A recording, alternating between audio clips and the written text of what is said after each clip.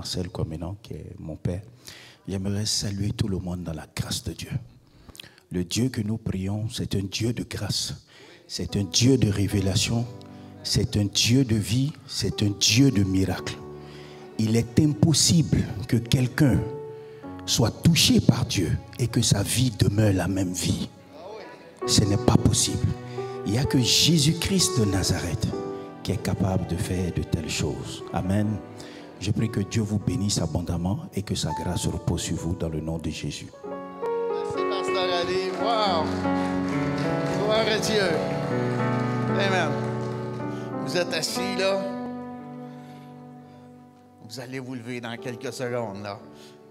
Amen. Très heureux, apôtre Marcel. Amen, que vous soyez là. Vous êtes à la maison ici.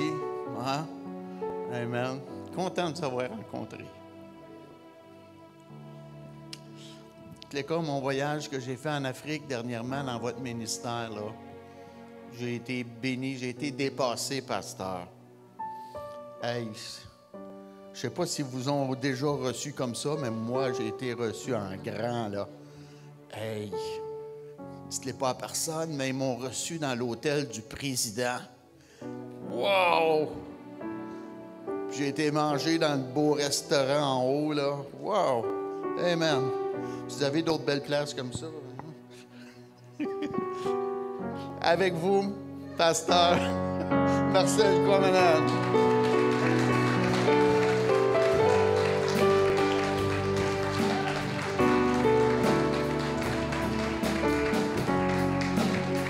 Alléluia.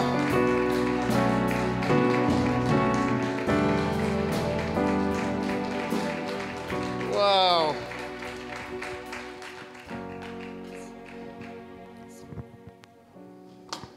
Merci beaucoup.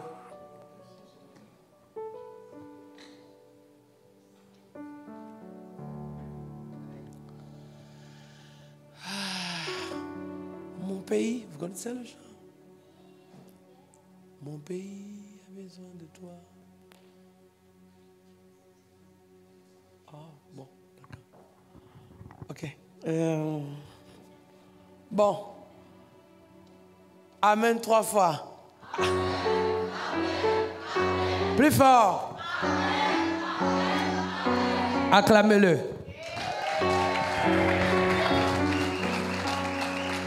Veuillez vous asseoir. Voilà, c'est suffisant. On a déjà assez chanté comme ça. Donc c'est bon, on va écouter le message. Il est fidèle, notre Dieu.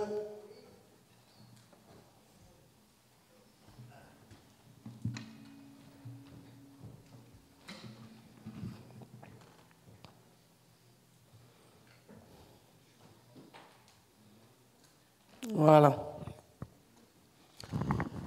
Je remercie le Seigneur pour sa fidélité, son amour. Et ce matin, nous allons encore... qui a été béni hier la journée?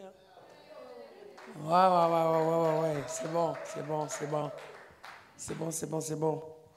OK. Et en fait, hier, il y a eu les intempéries. Vraiment, Dieu vous a protégé de la tempête qui aurait même pu faire plus de dégâts. Et voilà, parce qu'il y a certains endroits où les toits ont été emportés, les maisons ont été inondées. Là, c'était juste le sous-sol. Mais Dieu nous a gardés ici, dans l'église. Et vous, en tout cas, merci Seigneur pour ça. Et Pasteur Daniel, on t'applaudit aussi avec ta femme et ton équipe. On vous applaudit aussi.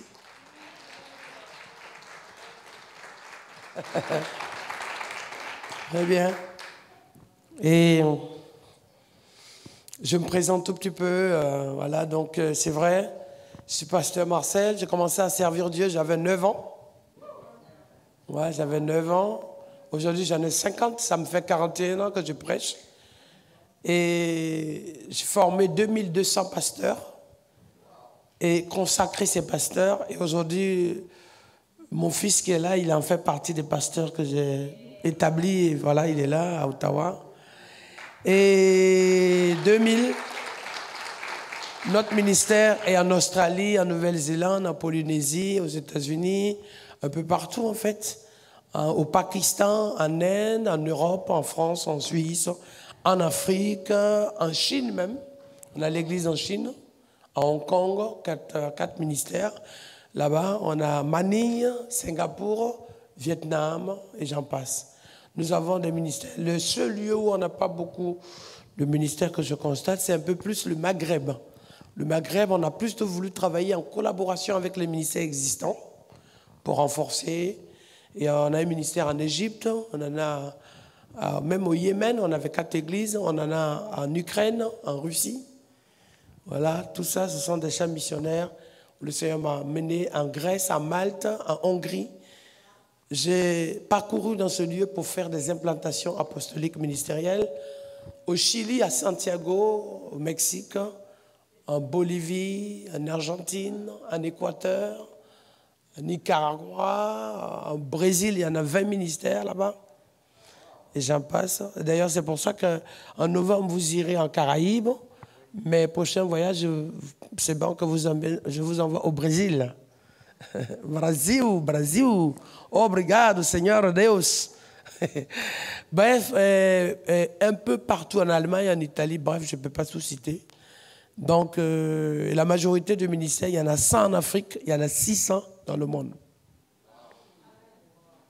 Voilà, et ça a été un travail de fond, vraiment de courage, de détermination, etc. Et par la grâce de Dieu, j'ai ma femme, on a...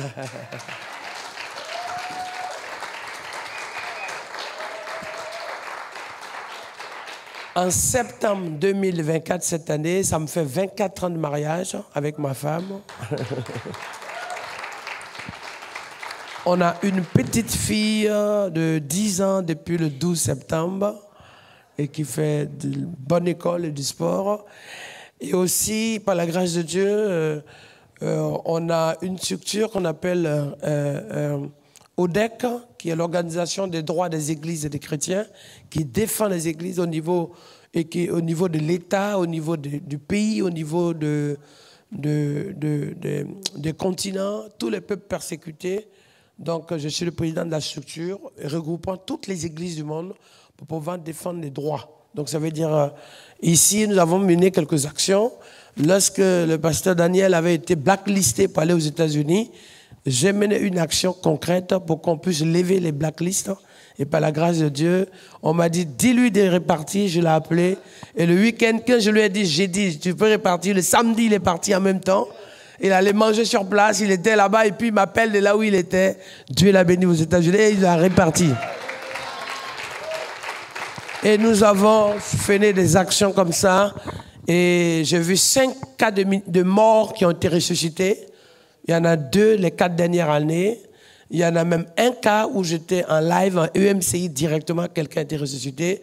Un autre cas où j'étais en Zoom, quelqu'un a été ressuscité. Et ça, Dieu fait grâce de plus en plus.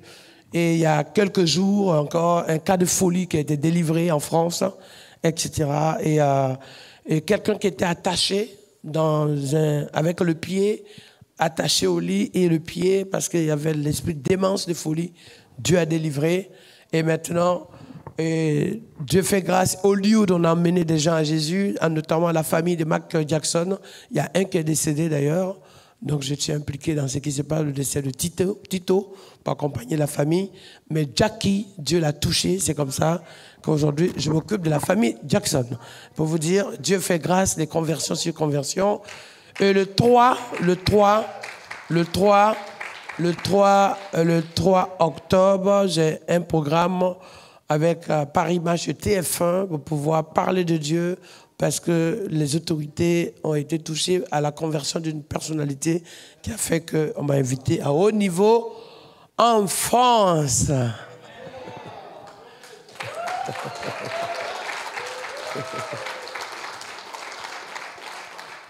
Pasteur Marcel, donc je ne fais que courir partout, je voyage partout, je suis premier et par moment 2e voyageur de France pour aller prêcher l'évangile dans le monde entier. Sans inscription de lieu et par la grâce de Dieu, alors Et pour terminer dans ça, après, je dirige une structure qu'on appelle Remède, une organisation pour aider les pauvres, les malheureux. C'est une sorte de 3 entités dans une ONG qui s'occupe du social, humanitaire, en plus de ça qui fait de la diplomatie et en plus de ça qui fait de la médiation pour ne plus que les gens s'entretuent. Et dans cette équipe, j'ai dans mon staff des gens importants qui ont décidé de s'associer. Je suis certes le président de la structure, mais j'ai 400 personnalités du monde, y compris les sénateurs américains. Actuellement, le secrétaire d'État américain a travaillé 2 mois dans la structure dans laquelle je suis président avant de passer au gouvernement américain en 2020. Et ensuite, en France et en Chine, aux États-Unis, en Russie même. C'est comme ça que j'ai rencontré M. Poutine, etc. et tout. Mais dans cette structure, nous travaillons, nous allons avec les autorités, le ancien président américain, où 35 chefs d'État, dont au moins une douzaine sont actifs. Nous travaillons et nous demandons à ce que le petit pauvre au plus grand, nous demandons que ces gens puissent avoir un accompagnement d'assistants et que nous prions aussi que les cœurs des gens soient tournés vers Christ. Donc, j'ai voulu faire un peu une petite démonstration ici en vidéo, un peu de ce que je fais, mais je suis très, très, très dans la discrétion. Mais on fait du grand boulot et Dieu est élevé en permanence. Après, j'ai été persécuté, sali dans les médias, et un jour, le Seigneur m'a dit pardonne. Et après, le gouvernement français m'a proposé une compensation, c'est-à-dire ce qu'on appelle dommages et intérêts. J'ai pris ça, j'ai créé une entreprise de médias pour pouvoir travailler sur la création de chaînes. Et c'est pour ça que j'ai travaillé pour mettre UMCI en une chaîne au lieu d'un site internet en une chaîne.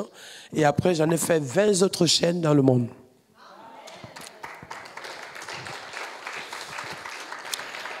C'est pas fini, je continue aussi encore à travailler. Et il y a 2 autres domaines dans lesquels je suis impliqué, mais néanmoins, c'est pas pour ça qu'on est là. Mais j'ai compris qu'aujourd'hui, il faut avoir de l'autorité, il faut que Dieu nous emmène, laisse faire, et qu'on aille chercher les âmes, et que Jésus soit élevé. Chaque semaine, j'ai commencé à regarder combien de personnes donnent leur vie à Jésus. Minimum, chaque semaine, c'est entre 120 et 300 personnes qui se convertissent.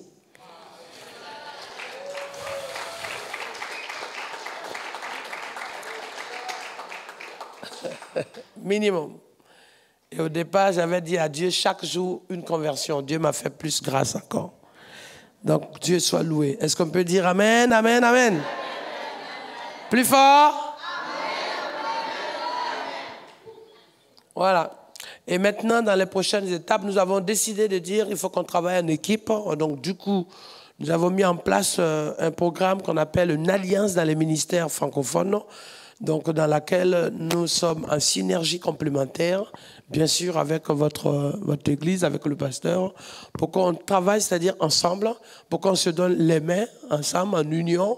Et au milieu de ça, nous avons proposé un centre de formation pour pouvoir, formation qui est la même chose, qu'on a travaillé comme les actes des apôtres. Les apôtres étaient plusieurs, après ils sont passés de 12, ils sont passés à 82, de 82 à 120, de 120 à 1200, à 500, de 500 après 12 000, 30 000, 1 million. Et en fait, c'est comme Dieu nous a donné une plateforme à travailler pour que chacun puisse apporter sa part. Donc nous avons mis ça en place et à partir de l'automne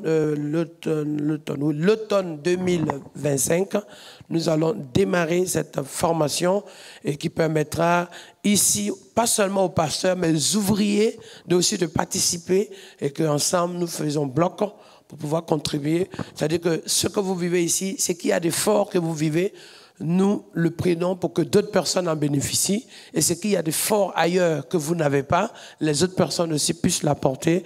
Et ce qui fait que quand tout le monde participe à cette formation, le premier bénéficiaire, c'est ta foi avec Dieu. Le deuxième bénéficiaire, c'est l'église là où tu grandis.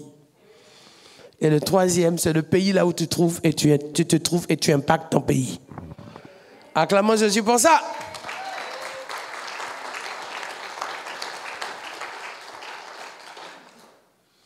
Voilà le travail qui se fait actuellement par la grâce de Dieu. Donc c'est beaucoup de boulot, beaucoup de travail, mais Dieu est souverain.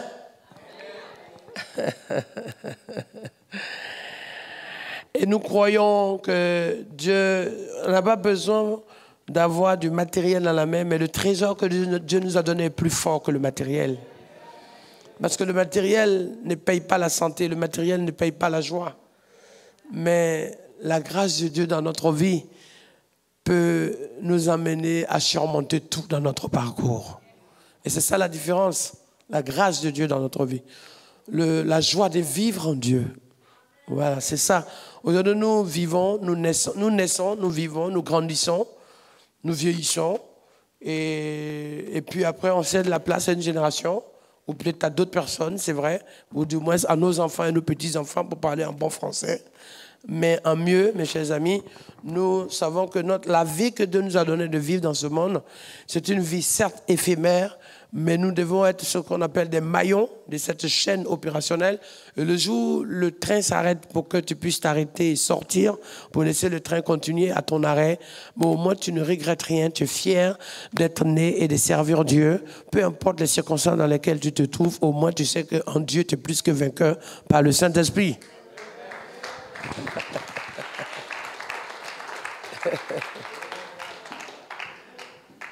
Voilà, donc si c'était humainement, moi j'aurais pu prendre ma retraite à 41 ans. 41 ans, on peut prendre sa retraite. Mais oui, 41 ans. 41 ans de travail, je peux prendre ma retraite. Mais Dieu dit non, non, non, non, non, non, non, non, non. C'est maintenant que tu vas passer à la phase 2. Alors, donc, prenez vos Bibles, nous allons vraiment actionner. Et ce que Dieu vraiment m'a mis à cœur, et là, je dis à Pasteur Daniel, je suis prêt aussi à donner un coup de main, parce que j'ai vu un esprit que l'Église avait besoin aussi d'un coup de main pour que l'Église continue en feu, en force, et tu peux compter aussi sur moi pour ça.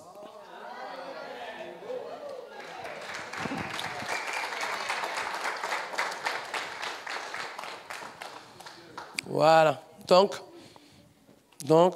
Dieu soit loué. Et alors, maintenant, d'ici les 4 mois qui suivent, pour la première fois, on va faire la conférence Badaboum ici au Québec. C'est-à-dire, alors je ne sais pas si on va faire ça dans la salle de MCI, si on va faire ça à Montréal, peu importe, mais on va faire la Badaboum. Parce que là, le 2 novembre, on le fait à Paris. Donc, si vous ne connaissez pas Paris, prenez l'avion, venez avec nous. Il a été, hein, il y a plus de 3000 personnes qui participent. Hein. Il y a du monde de partout. Hein, quand on organise, là déjà, il n'y a presque plus de place. Hein. Donc, les gens, c'est full. Et les gens viennent de Singapour, de Chine, les gens viennent des États-Unis, les gens viennent de Chili. Tout le monde est réservé pour une journée. Mais à cette journée, on vit des choses merveilleuses. Donc, après Paris, il faut mettre la flamme ici. Badaboum veut dire tout à coup de Dieu. Badaboum. Ça veut dire l'explosion dans l'esprit. La force de Dieu en action. Le tout à coup de Dieu. Le soudain de Dieu. La Pentecôte de Dieu. En permanence par le Saint-Esprit. Que tout le monde dit Amen 3 fois.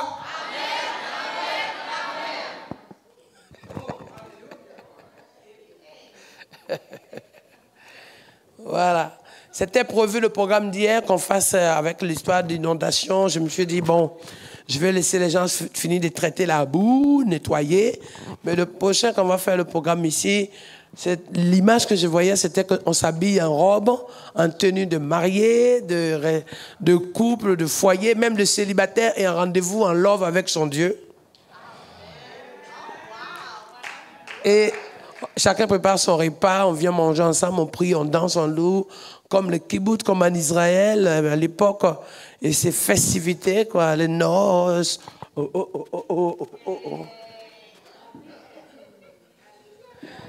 Voilà. Voilà. On prend les Bibles, c'est bon. Donc voilà ce que j'ai à partager avec vous ce matin. Et mon message, c'est que Dieu veut faire descendre sa bénédiction au milieu de nous. Et Dieu veut nous donner à chacun selon la réserve qu'il a mis de côté, selon le potentiel de chacun. Et ça, tant que c'est Dieu qui le fait, personne ne peut le voler. Ce qui t'appartient, personne ne peut le prendre. Ce qui t'est réservé, rien ne peut le détourner. Quand Dieu décide de t'attribuer quelque chose, que ça plaise ou non, ça t'appartient. Et ça, c'est une vérité. C'est quelque chose d'exceptionnel, c'est quelque chose de fort et de puissant. Et ce que j'ai vraiment reçu dans mon cœur, pasteur, c'est, je vais vous donner mon témoignage aujourd'hui. Je vais vous partager le parcours de ma vie et pour que ce soit une bénédiction pour vous et comment le Seigneur m'a appelé et par quel passage je suis passé, mon parcours. Parce que quand je lis la Bible, je découvre qu'en fait, souvent on se concentre sur la lecture, mais on oublie d'où Dieu nous a sortis. Souvent on oublie que ce qui est écrit est aussi une réalité de nos jours. Et Dieu peut l'accomplir à merveille. Alors je vais vous expliquer. Je suis né dans une famille polygame. Déjà, vous connaissez ce qu'on appelle la polygamie? Polygamie? La polygamie, c'est là où les gens ont plusieurs femmes. Voilà, et je suis né au milieu de tout ça. Et à 2 ans, on m'a vendu dans une famille pour $2. Ouais, parce que oui, c'est choquant parce que on est au Canada, on dit, $2, c'est quoi $2?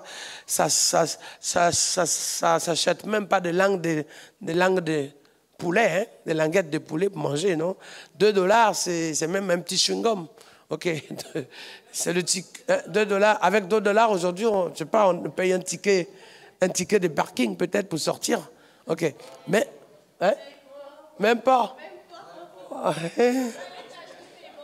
Eh ben, elle a un petit bonbon. Bonbon. Mais $2, chez moi, c'était même pas bonbon, c'est mauvais. Et j'ai vendu bébé pour $2 petit. Parce qu'en fait, les gens n'avaient pas de moyens et peut-être se sont débarrassés ou je ne sais pas comment. Moi, je ne sais rien, je n'étais pas là. J'étais juste là pour ne pas être là. À 4 ans, on m'a redonné dans une autre famille. Et à 6 ans, on m'a encore jeté dans une autre famille. Et après les 6 ans, là où on m'a jeté, là, j'ai commencé à grandir tout petit peu. J'allais à l'école un peu, mais bon. À 8 ans, là, j'ai commencé à comprendre certaines choses. Et la seule chose qui me restait, j'ai commencé à prier. Je commençais à prier, mais je ne priais pas parce que je connaissais, je priais pour ce que je voyais de ce qu'on faisait. Donc quand j'arrivais à la maison, je faisais que reprendre ce que j'ai vu à l'église, à l'école de dimanche, à l'école des enfants, comme là-haut, les enfants qui sont là. Moi, à l'école des enfants, il y avait un petit coin pour les enfants. Alors j'y étais et elle sortait, j'avais une Bible en bande dessinée. Et j'étais dans mon truc, Jésus. Et c'était très, très, très dur dans ces conditions. Jusqu'à ce que, en fait, à l'école, on me dit, par exemple, composer une phrase avec le verbe manger. Alors, je disais, je mange au présent. Hein, on dit le verbe manger. Donc, on dit, je mange. Donc, on donne l'exemple, je mange, tu manges. Et après, on te dit, fais la suite. Je dis, il mange. Et je dis, vous mangez avec Jésus. OK? Et après, on te donne encore un autre verbe. Mais chaque fois, je mettais Jésus à la fin. Et on me dit, mais il a un problème, ce petit. Il ne fait que parler de Jésus tout le temps, Jésus tout le temps, Jésus tout le temps. C'est pas normal, c'est pas bon. Et il faut le dissuader. Donc, on a commencé à m'orienter et me dire, il ne faut plus dire Jésus, il faut dire autre chose. J'ai dit... alors que je mange du pain, je mange de la banane. Et à la fin, j'ai trouvé le moyen de dire encore je mange de la banane avec Jésus. Puisque le complément d'objet direct était je mange de la banane, mais ce que je rajoute était juste un accessoire. Donc moi, enfant, en fait, j'avais tout de suite compris ça et j'ai rajouté Jésus derrière. Et à la fin, il ne pouvait plus me dire de ne pas le faire, puisque ce que je disais était une réponse à ce qui était donné. Et à un moment donné, on dit, oui, si vous ne faites pas attention, l'enfant va devenir un prêtre, un curé, un l'abbé, un pasteur, un homme d'église. Et comme j'étais très intelligent à l'école, donc ils ont commencé à me dissuader.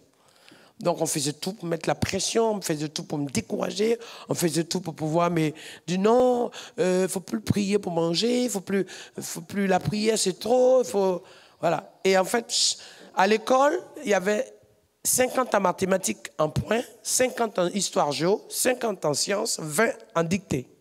Donc, à l'école, quand j'arrivais, j'avais tous les points, sauf en présentation, en écriture. On m'enlevait un point en présentation parce que c'était mal présenté. En écriture, parce que j'écrivais pas très bien. Donc, on m'enlevait un point. Ça me faisait sur les 170, 50 en maths, 50 en histoire géo, 50 en sciences. Ça fait 150 et 20 en dictée. Donc, ça me faisait 158, 178, 170.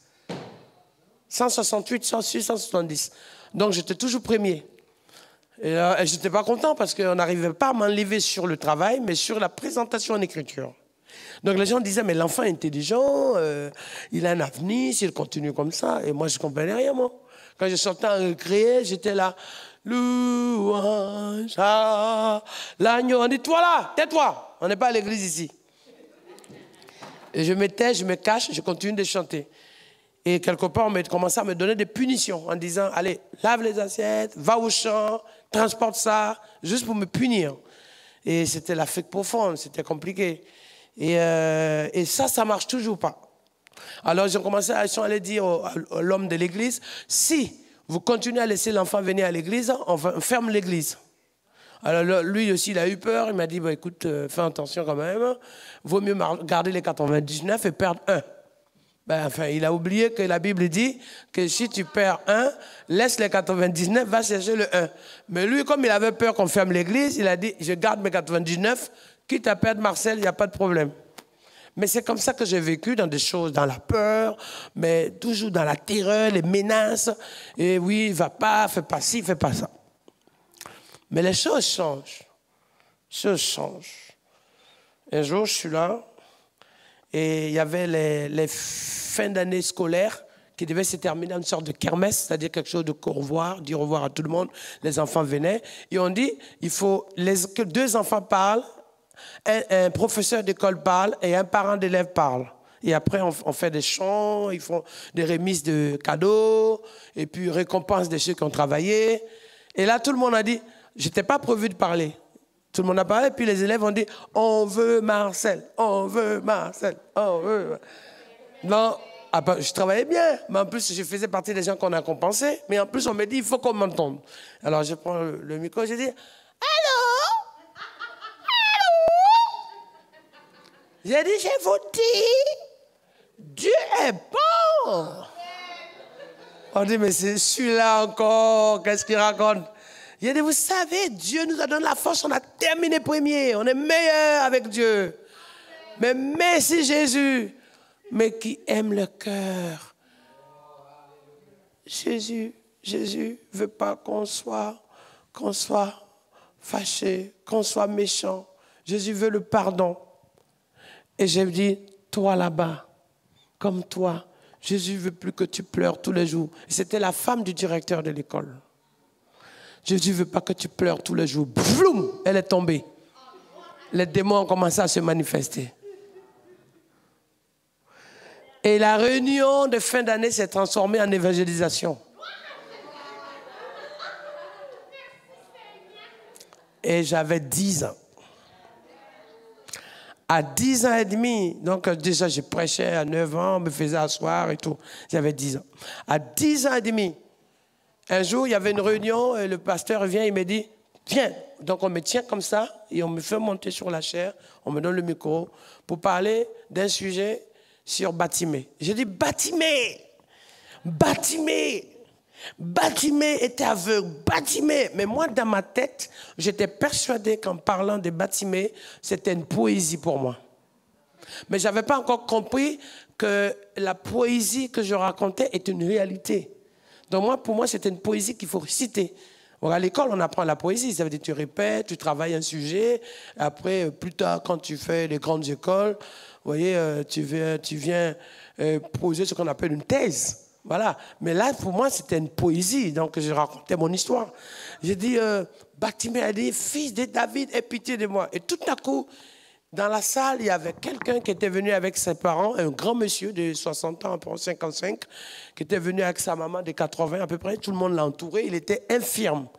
Donc, il dit, je veux être guéri, je veux être guéri. Mais moi, dans mon idée, je me suis dit, mais moi, je suis en train de lire ma poésie. Qu'est-ce que ce gars est en train de faire dans ma poésie? Donc, je me dis, mais mince, il me dérange, il m'empêche de parler. Alors, s'il continue, je ne parle plus.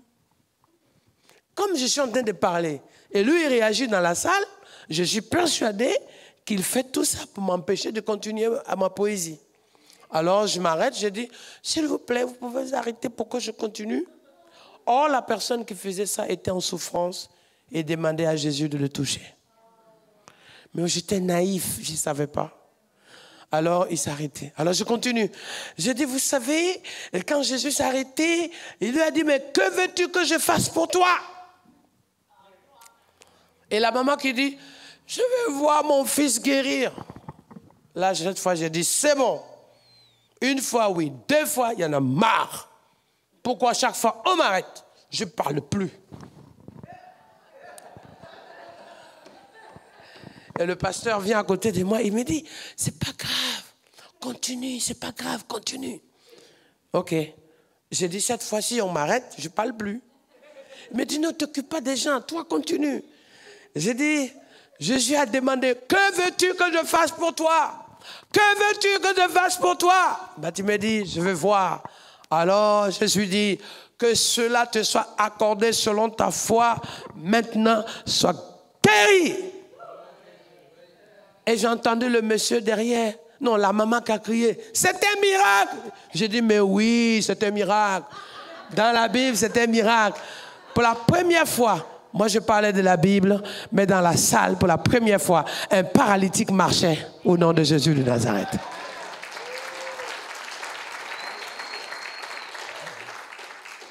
Les gens pleuraient. Tout le monde disait, c'est un miracle. Mais moi, j'ai continué de dire, mais oui, c'est écrit que c'est un miracle.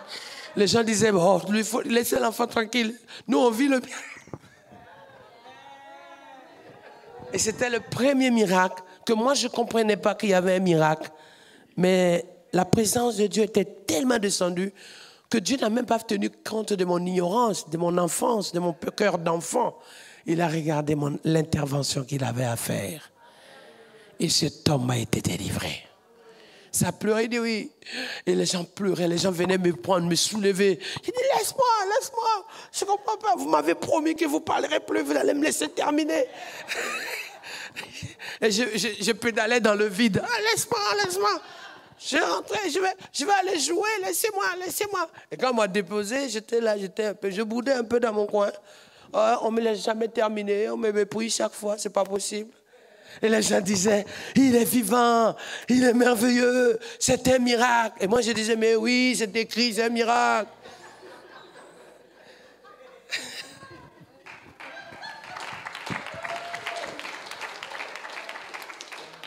Voilà.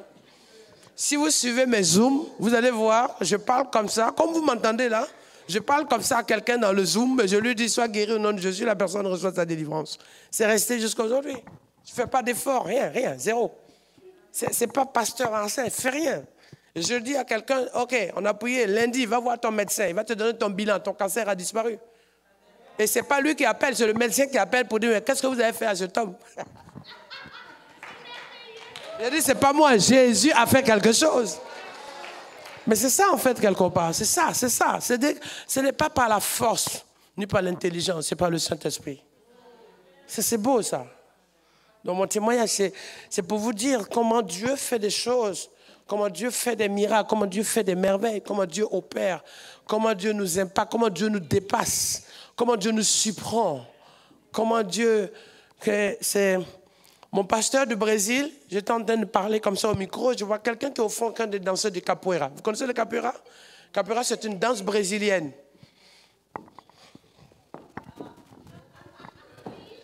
Les Brésiliens, ils ont ça. Et puis, voilà, ils dansent le Brésilien comme ça. Et je lui dis, toi là-bas. Puis il regarde. Je dis, toi. Je dis, mais toi. Toi. Troisième fois quand je dis toi. Et ici, le Saint-Esprit l'a soulevé là-bas. Il était terrassé. Le démon est parti. Il a donné sa vie à Jésus. On a fait sa formation. Aujourd'hui, il est pasteur de l'AME. C'est-à-dire que l'onction de Dieu nous dépasse. Et je continue. Mais c'est tellement fort. Donc, pour vous expliquer. Et là, je vais découvrir, il y a 11 ans, un jour, quelqu'un meurt. Il y avait un décès. Un enfant était décédé à 4 heures du matin. Ils sont allés creuser la tombe, préparer le coin cimetière. Et il y a la tante qui a dit, mais comme cette mort est précoce, au lieu d'enterrer directement, on va demander une prière, soit d'un prêtre. Ils ont même demandé la prière auprès d'un musulman. Ils voulaient une prière tout court. Et tout le monde n'était pas là. Tout le monde était allé au champ, travailler, vous savez, les champs, les travaux champêtres, l'agro, l'agriculture, l'élevage. Les gens sont allés faire ça. Et puis, il y a un qui a dit, mais il n'y a personne dans ce village. Il y a un qui dit, mais il y a une dame qui dit, mais il y a un enfant qui dort dans une église là. On va chercher, savoir s'il est là. Donc, ils arrivent, les gens pleurent, mais ils ont tenu le linge blanc, emballé. Et ils arrivent dans la salle. Et moi, j'étais au fond, sous les bancs, comme ça. Au lieu de m'asseoir pour me cacher, j'étais en dessous. Tu vois, là, vous êtes assis comme ça. Mais moi, j'étais en dessous, couché, comme un enfant là en bas. Vous savez, ça passe bien quand tu es enfant, tu ne circules pas. Ici, ça ne se fait pas, les enfants, ils aiment passer en bas. Ils sortent de l'autre côté. Ils font ça ici, non? Pas du tout. Moi, je passais, j'aimais jouer en bas. Donc, j'étais couché, je me cachais bien pour ne pas qu'on me voie. En plus, c'est bien vide, là. Oh, si j'étais ici à l'époque, ça, c'est un bon lit pour moi, ici. Et quand ils arrivent, ils disent, est-ce que vous êtes le petit, il est là? Je me suis dit, mais mince, si je ne me manifeste pas rapidement, ils vont crier tellement fort que ça va attirer l'attention et on va venir me chasser. Alors, je sors ma tête, j'essaie de voir qu'est-ce qui se passe. Et je lève la main, je dis, oui, qu'est-ce qui se passe? Il m'a dit, écoutez, est-ce qu'on peut avoir une prière? Au début, ça va. Je dis, ouais, c'est pourquoi? Une prière. J'ai dit, non, il n'y a personne, quoi. Il n'y a pas de pasteur. Moi, je suis là en cachette, en prière, pour dormir. Hein. Je me cachais pour dormir, puisque je dormais dans une termitière. Si vous ne connaissez pas une termitière, je ne sais pas s'il y avait une connexion, je vous aurais envoyé. Qu'est-ce que c'est qu'une termitière? Une termitière, c'est une sorte de terre faite par des fourmis. Voilà, et je dormais dedans pour me cacher. Et comme c'était difficile, il pleuvait et tout, j'ai fait 6 mois dedans, ça me douchait. C'était dur, hein, parce qu'il fallait me cacher, en fait. Et là, j'ai fui pour venir me cacher dans l'église de temps en temps, et je repartais dans la termitière. Donc, pour me débarrasser, j'ai levé la main, j'ai dit, écoutez, il n'y a pas de pasteur ici. Ils ont dit, mais faites une prière. J'ai dit, non, on ne prie pas, le pasteur n'est pas là. Il me dit, mais priez. Il y a la tante qui crie fort, faites quelque chose. Et j'ai dit, alors, ok. Et elle me dit, l'enfant est mort, une prière avant. Alors j'ai reculé, je me suis dit, ah bon, moi je suis un enfant est mort. Ah non. Et les enfants étaient éduqués pour ne pas s'approcher des morts. Donc j'ai eu peur, je me suis éloigné, j'ai pris la fuite jusqu'au fond. Et comme ça, elle m'a dit, la seule chose qui est sortie de ma bouche, j'ai dit, mais avant, on prie pour les gens malades, pas pour les gens morts. Et j'avais peur en fait. En fait, je voulais vite me débarrasser, trouver une porte pour fuir. Et puis la tante qui s'approche, elle dit, s'il vous plaît, une petite prière, dites à petit Jésus, comme tu es petit enfant, ton petit Jésus aussi. Aïe. Je me suis dit, bon, alors je vais faire une prière pour me débarrasser de ces gens. Non, mais c'est vrai, hein, j'ai dit ça. Je me suis dit, je vais faire une prière rapide, et puis je ferai la recherche. Quand ils finissent, je me taille. Alors il pose, je prie, mais je ne m'approche pas. Je prie au Seigneur, merci. Seigneur, agis, Seigneur. Je te demande ton intervention, Seigneur. Et au moment où je fais 30 secondes de prière, le Saint-Esprit me saisit. Et là, je dis maintenant, la foi que vous avez eue pour amener ce cadavre, cet enfant ici, cette même foi vous donne de le ramasser vivant. Au nom de Jésus mort, sortez! Quelque chose a bougé dans le linge. Tout le monde a sauté. Sauf la maman. Elle a crié, elle a ouvert le drap. La respiration de l'enfant est revenue. Ils ont fait un petit massage, prendre l'enfant le joue, le corps et prendre de la vie. Ça respire.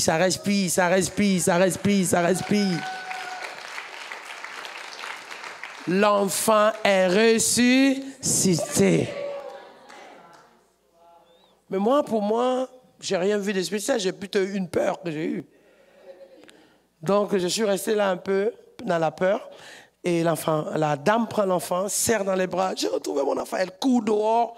Merci Jésus, merci petit Jésus, merci petit Jésus. Et merci petit Jésus. Elle arrive dans le village, elle arrive près du cimetière. Vous avez voulu enterrer mon enfant. Vous l'avez tué. Mais non, mon Dieu, le Dieu de ce petit enfant est ressuscité, mon enfant. Mais c'est au milieu de vous que vous allez trouver quelqu'un pour enterrer.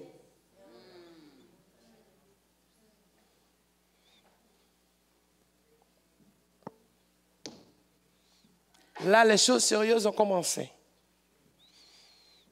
Les gens sont venus. Les gens couraient, pleuraient. Et d'autres venaient s'agenouiller dans l'église. Et les gens se donnaient au Seigneur. Alors, mon ministère va commencer à une ampleur que vous ne pouvez même pas imaginer. Les gens venaient donner leur vie à Jésus à fond. Les âmes se sont sauvées. Le cœur sont réconciliés. Mais mes chers amis, dans ça, je peux vous dire, pour arriver à cette étape-là, j'ai vécu des nuits où j'étais seul. J'avais 9 ans et demi et je marchais, je fuyais, il fallait me cacher. Les salives, les insultes. On me s'est même mouché sur moi. On a mis sur mon visage pour dire, on va voir si Jésus va nettoyer ça.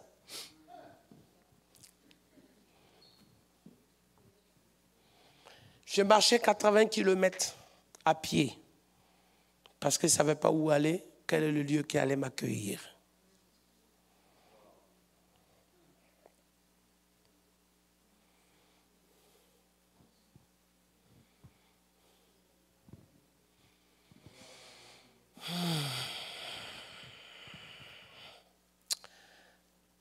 Aïe, aïe, aïe. Jusqu'à un jour, je suis rentré dans un village. Au moment où je rentre dans le village, comme je marchais à pied, j'avais mal, j'avais faim. Je rentre dans le village, on me dit, non, toi, tu as été maudit par ta famille. Alors tu ne rentres pas dans le village, tu fais le tour du village près du cimetière. Alors je fais le tour près du cimetière et on est venu me lapider, m'insulter. Je marchais et au moment où je reprends le milieu vers la fin du village, parce que le cimetière était fermé après l'autre bout, je levais la main comme ça, je priais, je dis Seigneur, touche, touche, touche, touche, je suis parti. Une mamie, une dame m'a accueilli au bout du village. Elle dormait dans une maison faite de beuses de terre. Elle a pris son pagne, elle dort dessus. Quand elle m'a vu, elle m'a laissé la place, elle m'a dit, dors avec moi.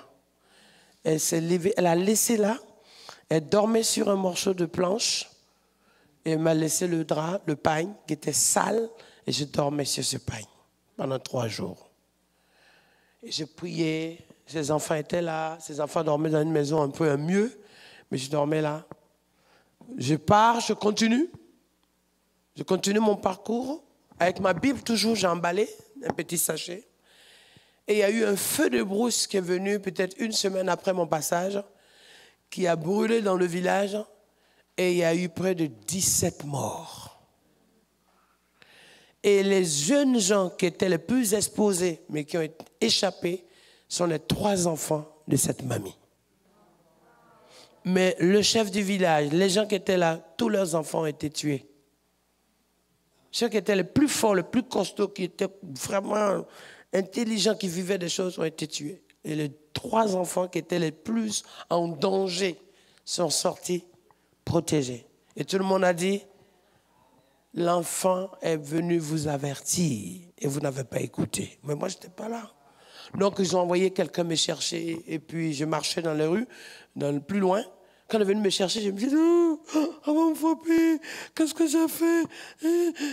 On me dit, non, viens, viens. Je dis, non, ne me faites pas du mal. Qu'est-ce que j'ai fait? Il a dit, mais viens. Quand on m'a amené, on m'a fait asseoir. On a dit, on ne sait pas qui tu es. On ne sait pas ce que tu fais. On ne sait pas ce que tu vis. La seule chose qu'on peut te dire, c'est que ton Jésus est venu pour nous sauver et nous avons refusé. Et nous sommes dans l'obligation de voir les actes concrets que ton Dieu est vivant. Dis-lui de nous pardonner et nous allons donner notre vie à Jésus. Et à partir de ce moment-là, j'ai fait ma première église dans cet endroit. Et les gens ont été sauvés, ils m'ont donné le lieu pour bâtir l'église. Pour moi, ce n'était pas une église, je n'avais jamais fait d'église. Je me suis assis là, j'ai prié pour les gens. Et c'est comme ça, je baptisais. Et les gens se sont donnés à Jésus.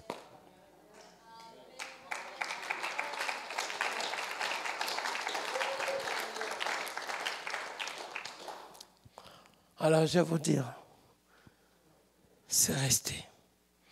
Une fois, je suis venu en Caraïbes. Je devais aller en Chine, en Russie, avec Maurice Rillo, en conférence.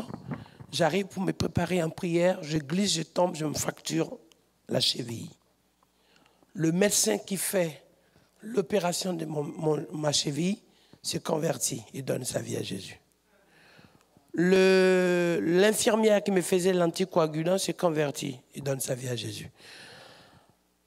Le kiné qui faisait le massage de ma jambe donne sa vie à Jésus. L'ambulance qui est venue me chercher avec ma jambe cassée donne sa vie à Jésus. Et la première fois, vous voyez ce qui s'est passé à l'époque, l'histoire de traverser dans une maison avec mamie, en Caraïbes, territoire français. Et j'ai dit à Dieu, si c'est toi, maintenant que les gens se convertissent, je veux une âme par jour. Quand j'ai eu mon plâtre, 55 jours de plâtre au pied, j'avais 55 conversions. J'ai fait 60 jours de kiné. J'avais le kiné plus 59 personnes.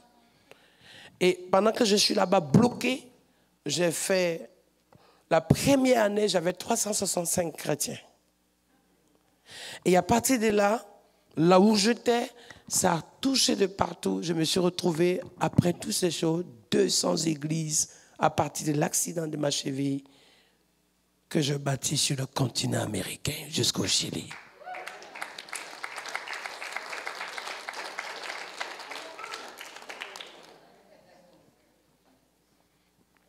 Dis avec moi Amen 3 fois. Amen, amen, amen. Encore plus fort. Amen, amen, amen. C'était dur. Ouais. Je suis allé dans un endroit, j'étais très fatigué et je me suis assis. C'était au Brésil. Et j'attendais qu'on vienne me chercher. La voiture doit arriver. Et là, je vois une cour très en face. Et je dis, pendant que j'attends la voiture, je lève la main, je prie pour la cour. Je dis, Seigneur, touche cet endroit, touche ces personnes. Et la voiture vient me chercher, je pars. Une semaine après, on me téléphone de partout pour savoir où es-tu. Je suis venu juste une journée au Brésil. Je suis reparti en France. Je reçois des coups de fil. Je réponds, il y a un monsieur qui crie au téléphone. Hello, obrigado, pastos. J'ai dit, mais c'est quoi ça? Et puis quelqu'un qui traduit à côté. Est-ce que c'est le pasteur? Il dit oui. Il dit, vous êtes assis quelque part, vous avez prié quelque part. Les gens sont venus sur cet endroit pour jouer du maracana. Ils sont en train de vivre de convictions de péché, pleurent en conversion. Et la maison devant laquelle vous êtes assis pour prier, il y a la plus grande personnalité du pays. Ils sont au moins les 10. Ils habitent dans le coin. Ils ne comprennent pas pourquoi ils ne peuvent plus dormir. Il faut qu'ils vous voient. Je suis reparti. Il s'est converti. Il nous a amenés dans une île pour donner sa vie à Jésus. J'ai fait son baptême. Il avait au moins 20 bateaux. Et quand il a fini, il m'a dit, tu veux quoi? J'ai dit, je veux rien, je veux ton âme à Jésus. Il est parti à la banque, il a retiré $400,000 US. Il a acheté un bâtiment plus grand qu'ici. Il a dit, pasteur, le cadeau que je vous fais, c'est de donner, tiens, c'est l'église pour que nous tous on prie à l'intérieur pour la gloire de Dieu.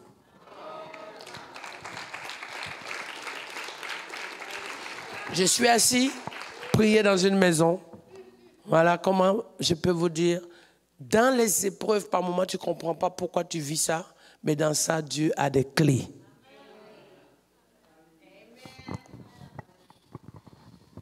Je me retrouve à vivre une persécution par l'État français. Un jour, ils cherchent une personne qui a fait des bêtises. Ils pensent arrêter la personne, c'est moi qu'ils ont arrêté. Je me retrouve à faire 105 jours de prison en France, justice française. Alors c'était simple de prendre ma pièce d'identité, de me comparer. La personne a 1m65, moi j'ai 1m89. La personne est mariée à une femme noire, ma femme est white. Donc c'est pas moi, hein. La personne a 55 ans, j'avais 34 ans, 35 ans. C'était facile à savoir, mais ils ont ignoré ça. Et ils m'ont pris, ils m'ont traité de tout le nom. Moi j'étais en prison. Et quelque temps après, le procureur dit, mais pourquoi vous avez fait ça? C'est très grave. Vous devez sortir ce monsieur. Il n'a rien à voir avec ça. Première des choses, vous voyez, ce que j'ai vécu de rejet en famille, au lieu que ça me détruise, ça m'a rapproché de Dieu. Là, je sors, j'avais tous les médias sur ma tête. C'est passé aux États-Unis. J'ai même vu LCN canadien. C'est LCN, il y a une chaîne, non? C'est passé, mon histoire était passée ici, passée à Fox News, passée en France dans toutes les chaînes. On dit il est mauvais, il est dangereux, il est ceci ou ça. Quand un jour ils disent stop, c'est pas lui.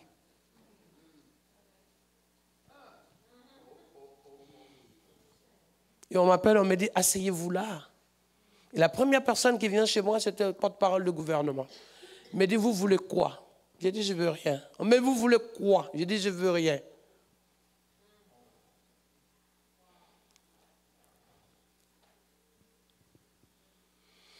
Mais à partir de là, une autre procédure va commencer. J'aime Jésus. J'aime Jésus. Le Seigneur me dit, à la hauteur, là où ils t'ont sali, à la hauteur, je vais amener la gloire sur toi.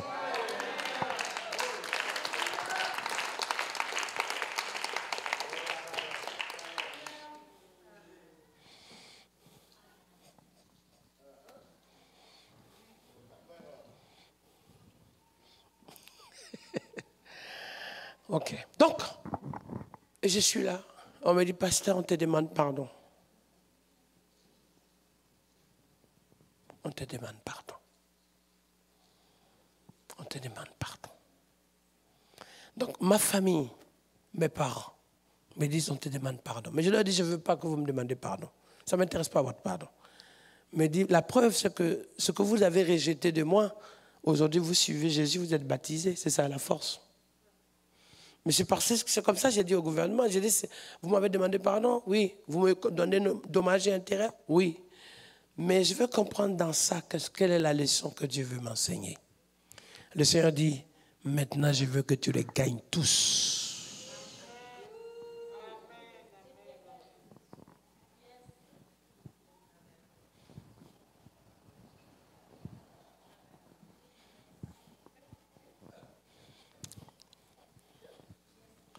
Et c'est comme ça que la famille Jackson, en lisant mon histoire, je me suis retrouvé devant DiCaprio pour que je prie pour lui, et Maria Carey pour que je prie pour elle, Jimmy pour que je prie pour eux. Et c'est un truc de fou. Et les gens se convertissent.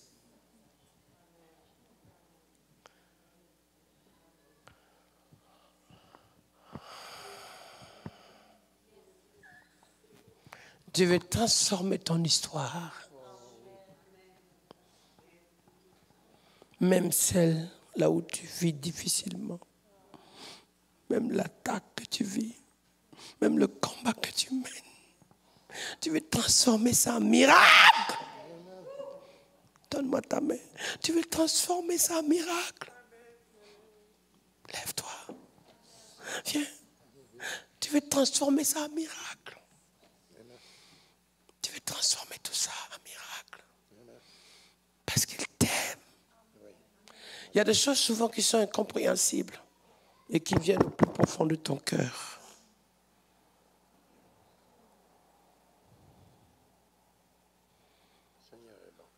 C'est pour ça qu'il te dit qu'il veut te guérir et qu'il veut restaurer ta famille. Parce que tu as vécu des choses difficiles. Je ne connais pas ce frère, mais ce que je peux lui dire, c'est qu'il a vécu certes dur, mais son Dieu va l'exaucer. Dans la puissance du Saint-Esprit. Approche un peu. Viens, viens. Viens. Viens. Tout ce que tu as vécu, la main de Dieu est avec toi. Oh. Dieu t'entend. La méchanceté, la jalousie, les paroles t'ont blessé. Je peux avoir 5 personnes autour de lui. Venez, venez. Vous êtes sa consolation en Jésus-Christ.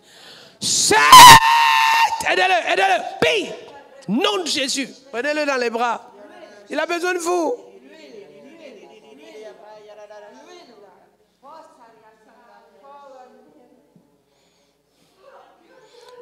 Le Seigneur me dit, la capacité de ton cœur à pardonner sera la dimension à laquelle je vais t'emmener.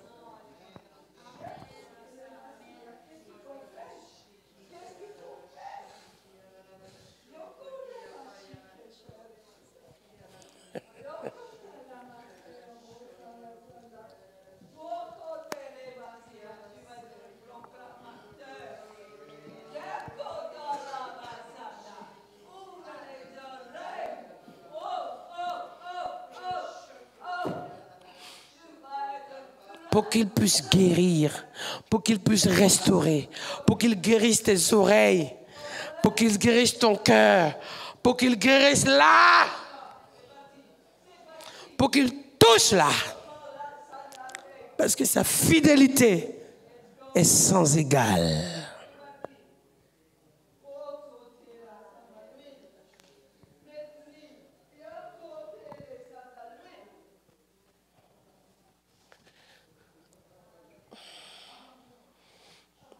Mais ce que je vais vous dire, vous savez, quand j'ai contourné les villages pour aller m'asseoir et dormir en cachette sous un arbre, cet endroit, il pleuvait, je me cachais dans la branche comme ça de l'arbre. Asseyez-vous bien. Dans cet arbre, que je trouvais un peu de refuge, 20 ans plus tard, ils ont exploité, ils ont déraciné cet arbre, ils ont creusé et ils ont trouvé de l'or. Mais le plus beau, ils ont dit, on n'a pas le droit de l'exploiter. Il faut appeler le jeune homme qui dormait là avant. Parce que nous l'avons rejeté. Lui dormait là.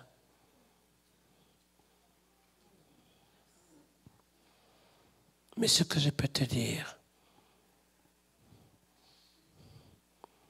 c'est que ta famille, Dieu va rassembler ta maison autour de toi. Dieu va rassembler ta maison autour de toi. Dépose ta note, viens avec moi, je vais prier pour toi. Ils ont trouvé quelque chose. Ils vont trouver de l'or. Tu vas être là, ce qu'on appelle la pierre précieuse de Dieu en toi.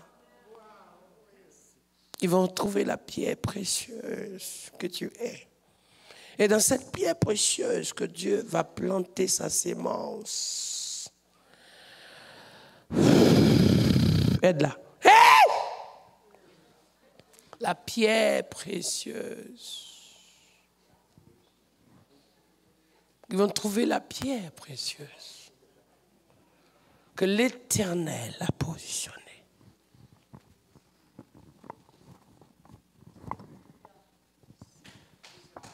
Et cette prière précieuse,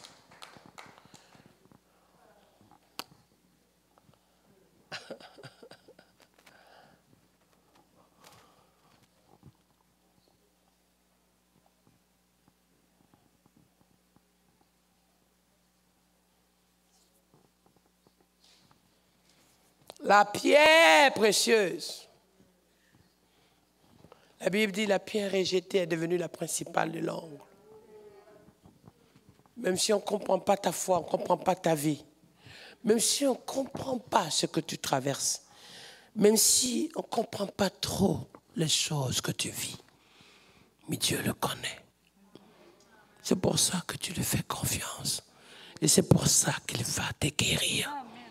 C'est pour ça qu'il va te délivrer. C'est pour ça qu'il va te toucher. C'est pour ça que sa main va agir sur toi, femme. Lève-toi. C'est pour ça qu'il va te guérir.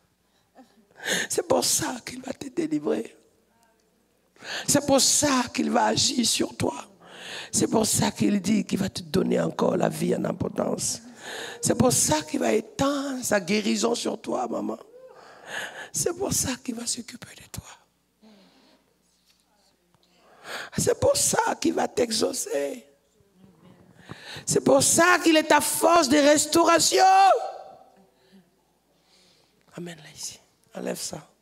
Fais-la passer ici, s'il te plaît. Voilà. C'est pour ça. Viens. Viens. Ce matin, peu importe ce que tu vis, approche. Voilà. Ferme les yeux. Souvent, les gens ne parlent pas beaucoup, mais vivent des choses, oui.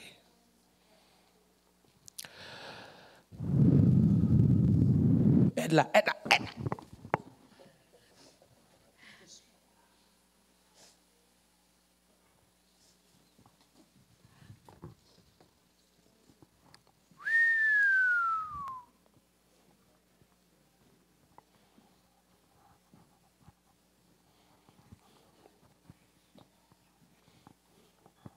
Là, Dieu travaille.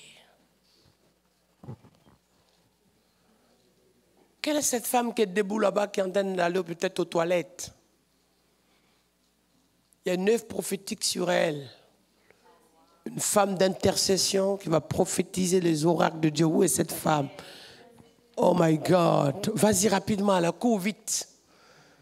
Il faut faire le vidange et tu reviens.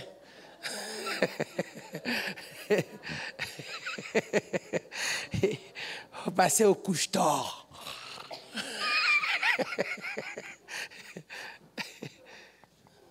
Au dépannage. J'aimerais 4 personnes ici, 4 personnes là, pour les serrer dans les bras. 8. Parce que le Seigneur leur a montré que même tout seul, sa main est là. Aidez-la à se lever. 1, 2 et 3. Go! Voilà. Prenez-les dans les bras. 4 personnes par côté. Et il manque 2 personnes là. 2. Venez vite, 2 là pour eux. Voilà, venez. Voilà, pour elle. Oh, amen. Faites-leur une grosse embrassade. Alléluia. Ce matin, il y a une action prophétique qui est forte. Que Dieu parle, que Dieu touche.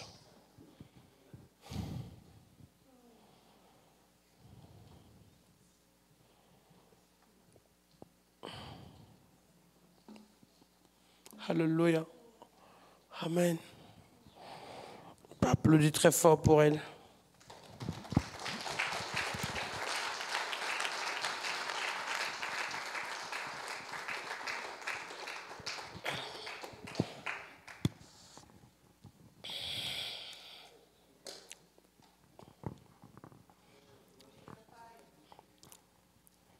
Il y a quelqu'un qui est ici, malgré tout le travail que tu fais, tu te donnes à fond, mais il n'y a pas de reconnaissance.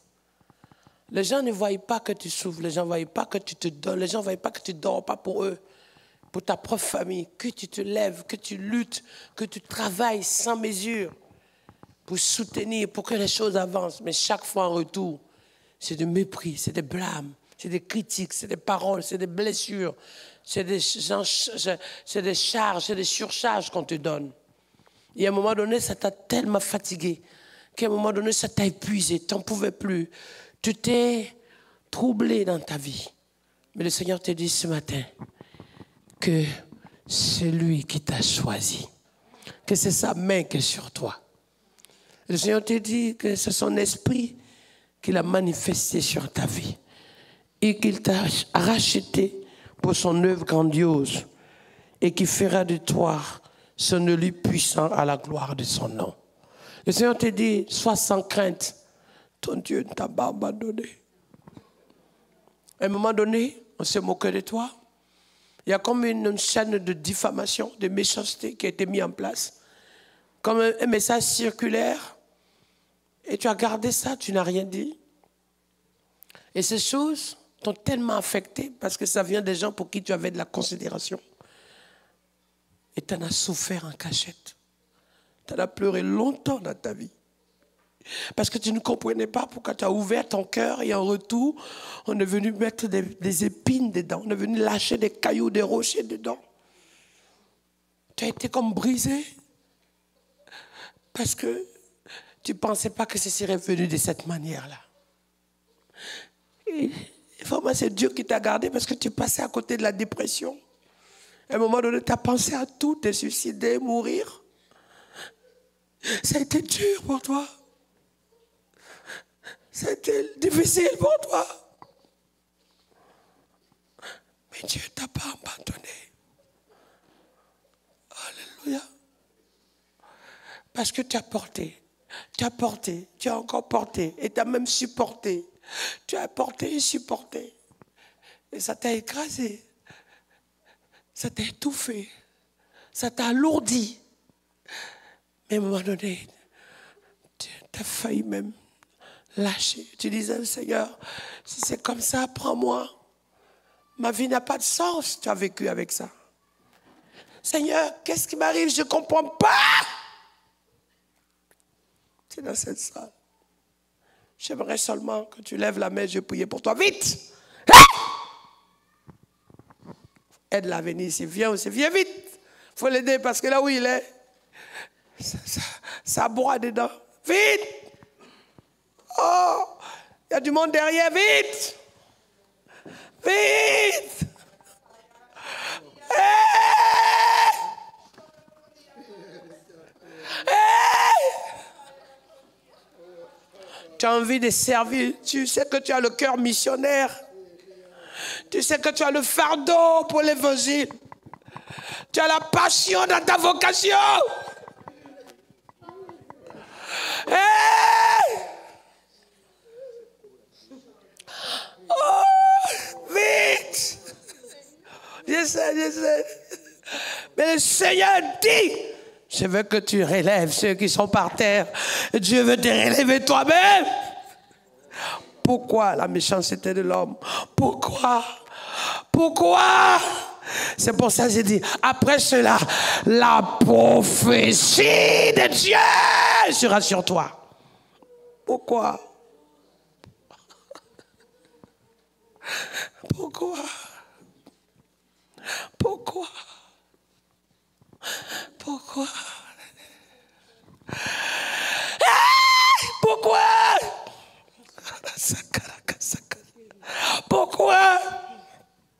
Chaque fois, on cherche à te détruire. Chaque fois, on veut que tu sois cassé. Mais le Seigneur dit, je te soutiendrai. Et même quand tu fais confiance, on te casse. On veut profiter de toi. On veut prendre quelque chose sur toi et te lâcher. Alors que toi, tu veux une chose, qu'on te considère comme tu es, qu'on arrête de se moquer de toi, qu'on arrête de te mépriser, qu'on arrête d'attaquer, qu'on arrête. Ça doit s'arrêter. Hey! Fils de roi. Dis-le. De roi. C'est bon. Reste là. Laisse-la. Je priais pour elle aussi. Au nom de Jésus de Nazareth. Oh, oh, oh, oh, oh, oh.